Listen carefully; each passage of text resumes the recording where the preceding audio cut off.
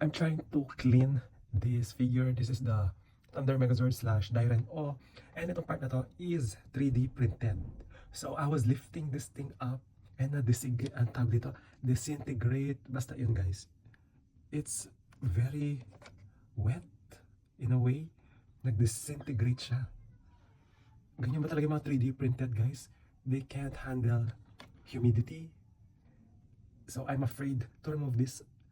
Anong remedy dapat dito guys? Or anyone, if you're 3D printing this part of the Thunder Megazord slash Dairen O, just comment down below if how much. Pero I don't know how to fix it. Super glue ba? Mighty band?